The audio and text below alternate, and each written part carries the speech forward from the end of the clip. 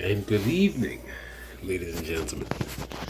Hope you all had a great slate. Hopefully, some of y'all are still sweating out maybe some things from the Dallas 49ers game. This was definitely one of my most frustrating and disappointing Sundays, but all you can do is just regroup and do it all over again for 7 days.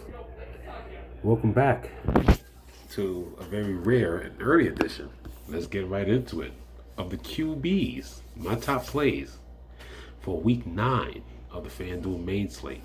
But before we go here, FanDuel, what are you guys doing? Like, does it make sense to continue to shrink this stuff? Like the millie starting to shrink even more and more now. It's 200K, even though I don't play the millie. But the rush, the most popular contest, and now y'all shrunk it so much that guess what now? Here's the most important thing, everybody.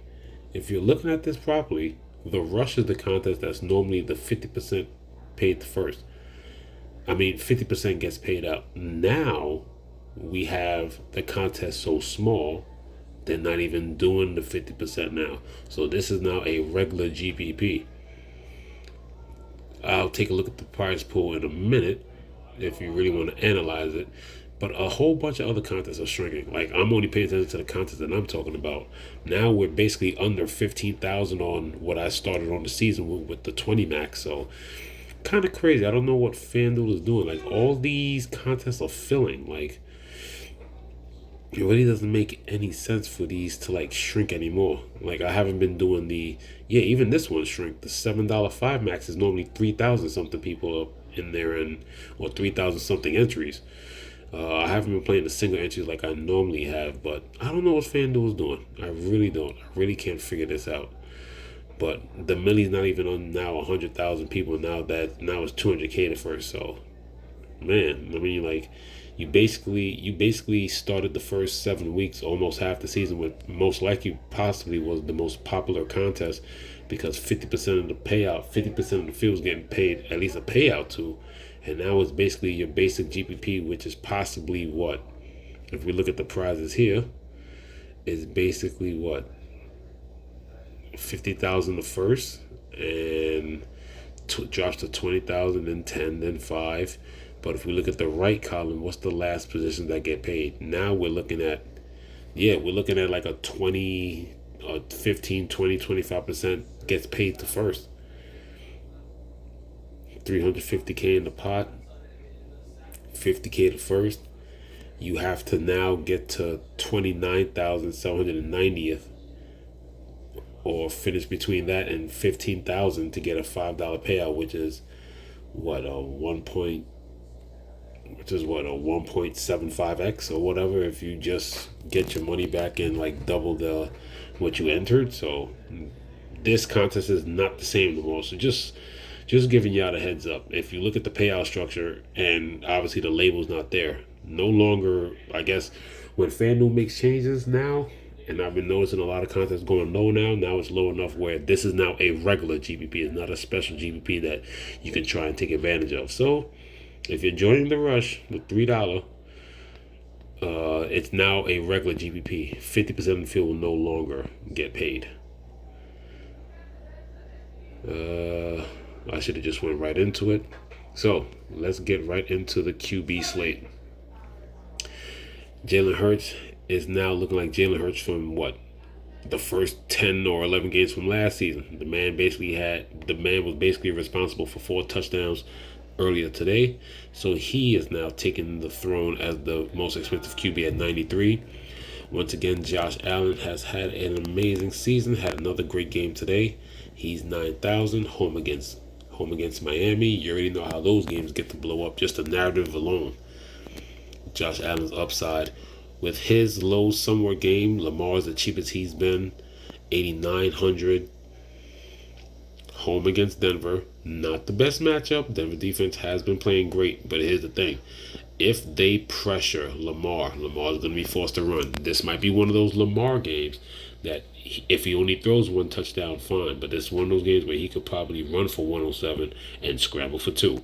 So when it comes to those top 3 guys right there, or even in this top 4, top 5, I think it's Lamar my favorite play, then Josh Allen. I think with the softness of the Jacksonville defense, I think Jalen Hurts will probably revert giving the ball back more to Saquon Barkley. He might take the opportunity, but I don't really think you go really wrong with the top three here. But if you made me pick, I really see there's a lot of rushing upside with Lamar. Because I think if Denver pressures, which they're good at pressuring off the edge, Lamar's going to step up and eat up the gap in the middle. Jayden Downs, he looks solid with the rib injury. He looks good to go. I'm pretty sure he'll be limited during practice to make sure that rib heals up properly. Soft matchup against the Giants early in the year. I remember this vividly. It was around my dad's birthday that I was hoping that Jalen Downs did take advantage of the Giants. That was a very ugly game with a bunch of drives stalled. Brian Robinson had a solid game in that one. He just couldn't really connect after. He just really couldn't connect, and a lot of drives couldn't finish. But this is Giants 6 weeks later. I think the 226 and 44 rushing yards and only getting 13.44 points. I think he could basically double that now with the way he's playing, and just getting used to the way NFL defenses are. And what's better than a bounce back rematch, even though it's on the road against the Giants? As we keep going down, Jared Goff normally has solid games against Detroit. He's on the road. We understand that Lions play way better at home than they do on the road. But, this Lions team is legit. And against Green Bay and that suspect secondary, I think Jared Goff is in for another great game. We'll go back up. Dak. This looks like a game that could definitely blow up. I'm just doing the research on the quarterbacks. I haven't looked at any over-unders yet, but I would not be surprised if Dallas and Atlanta is one of the top, I wouldn't even say top 5, top 3 in over-under and game total. Once again, just the volume of Dak, you always got to consider him. Joe Burrow should be popular with a soft Las Vegas matchup. Especially looks a lot better if T. Higgins is back, so definitely keep an eye out for that. Matthew Stafford is priced up a bit, $7,600 at Seattle. Now, he has had his struggles at Seattle, but the Seattle defense is really struggling lately. And now with a healthy arsenal of Kupp and Puka and then Kyron in the backfield, Matthew Stafford is without a doubt a solid option. Sam Darnold against that Indianapolis defense. And at home in the dome, I mean, hey, if he was in Indianapolis, he would have been in the dome anyway, but just being at home gets it that just much better opportunity. I like Sam Darnold, so Sam Darnold double stacks with Addison and Double J should be fine. Kirk Cousins once again against a suspect Dallas defense. I mean, it will definitely help if Dallas could finally get Micah Parsons back to put some pressure on Cousins. Remember, Cousins, as great as he has passing the ball, if you can get into his face, you can turn him over and get some sacks. He's not that mobile, but regardless, even though he does have that Atlanta at home, I still like Kirk. You got to go Kirk Cousins all the way. Bounce back. Once again, I always talk about bounce back game, bounce back opportunity. Yeah, the Rams. This also has the possibility to have like a 48, 49 and a half total, maybe even 50. Both of those defenses aren't good, and Seattle could definitely attack the secondary for the Rams. So here's another thing. Just like how we just mentioned, Matthew Stafford getting all his pieces back. If he could possibly get back DK Metcalf, oh yeah, this game is definitely going to go over. This game definitely without a doubt can definitely shoot out. On the other side of that Buffalo game, Tua, he looked fine on his first day back. 234, even scrambled a bit. Almost got up to 15 fantasy points. We know how those Buffalo games get. So, like I said, just like how Tua likes to show out against Buffalo, Buffalo goes against them. That definitely looks like a high-scoring game on the road. I'm very disappointed in this guy. He definitely pissed me off today. Basically laying goose egg. Didn't even get the 10 fantasy points. But what's one of the things that's good in fantasy? He should probably have even lower ownership or about the same low ownership as he did this week, because I think he came in around like 5% in the rush anyway. I don't know what he came in the milli or the 300K to first in FanDuel, but Caleb Williams with Keenan Allen has another great matchup at Arizona. If we keep going down, yes, Jameis is priced up 7 even. Chargers have been playing good defense. But how do you attack them? You attack them through the air. That's what Jameis is going to do. I think they shut down. Like I said, he's not 100%, and the run game seems to be stalling the last 2 or 3 weeks. So Jameis is still a great play at 7,000. Those Jameis stacks will be even more popular this week. And as we keep scrolling down, I'm going to give you 2 options here. Now, I don't think, if it's not mistaken, I don't think Carr is. I don't know if he's anywhere near close to playing. I know that's like 3 weeks. I think they did say he has around that month around. So let's see if he like does practice. But even though the Saints are playing horrible football at the moment, here's the thing.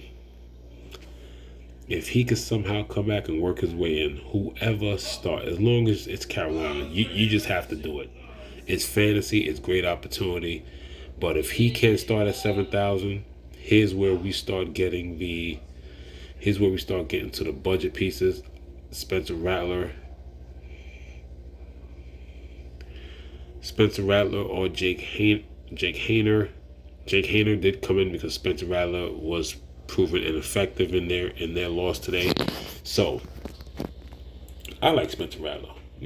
He's in a tough situation at the moment. But against Carolina, this is definitely a solid opportunity. Either Saints QB is viable this week. No matter how much of a slump is, how do you get out of a slump? By beating the worst team in the league, and that is Carolina. Some might say the Jets, but whoever's the starter this week, and I doubt it'd be Derek Carr. He hasn't practiced yet, but like I said, if he starts practicing and gets some limited, I mean, that's a big boost. I'll be looking at all these 3 quarterbacks and looking at the practice reports carefully, but anybody against Carolina is viable. And there I say it, we're getting to the budget pieces. I mean, you could get Daniel Jones. Daniel Jones did play somewhat well, but like I said, that was an ugly game. A lot of drives started out. There was a lot of field goals. If you look at his Washington performance, he had 2 TD passes, 178 yards, ran for 32, had 18.32. But, I mean, we're looking at the budget here. There's only 3 budget pieces. Like I said, 7,000 and under. Like I said, I only like, there's not really, 7,000. Winston is still a bargain. He's not a free square like he was this week, but he's still a bargain at 7. Those stacks will be cheap. Whoever the New Orleans quarterback is against Carolina, Daniel Jones against Washington is still an option at home. And there I say it, people might think I'm crazy, but if New Orleans defense is that bad, then guess what? But here's the condition. Thielen is still hurt. I understand he has some young guys that he works with practice squad and practice as well, since he got benched and everything. But if Bryce Young could have Deontay Johnson back against a bad New Orleans defense at home, nevertheless, it's a better situation, not a hostile environment.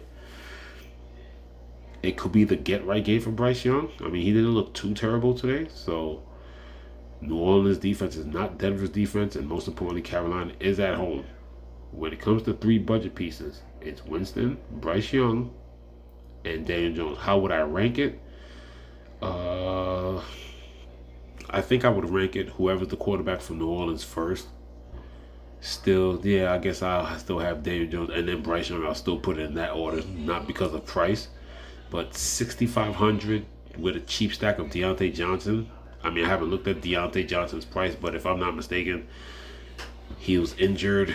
He probably dropped down another 100 or 200. So if anything, I know for sure Deontay's got to be in the high 6s. That's a very cheap stack. You're looking at 13, 13.5, 13.2, 13.3 maybe, if possible. That's what I'm thinking. But hey, it's an option. But there you go. That is a very early, I'm getting a head start on this. That is a very early preview of my top players at quarterback. Coming soon will be the running back video. I mean, there were a lot of injuries, but just getting a head start on the week. If you need this 49ers and Cowboys games to get you above the top, whatever contest you're in, good luck. Running back video will be out soon, maybe in a couple of days. And I'm going to try my best to get back in some of the betting picks and stuff like that. I've been slacking off on that. Been pretty busy lately, but other than that, thank you for tuning in. Please like and subscribe. Leave your comments below and let me know who your top plays are and why. Would love to definitely get involved in subscribers' picks and conversations and stuff like that. But that is the QB preview of top plays for week 9. Wow, yeah, the season's already halfway done. Week 9. So thank you for tuning in. Oh, most importantly, I know I'll be saying it for the next couple of days, so it will be coming up soon. So might as well get a head start on saying it. If you did go out, or you are out, or coming home, please be safe from your Halloween parties. Happy Halloween. This is Grady Fantasy, signing off.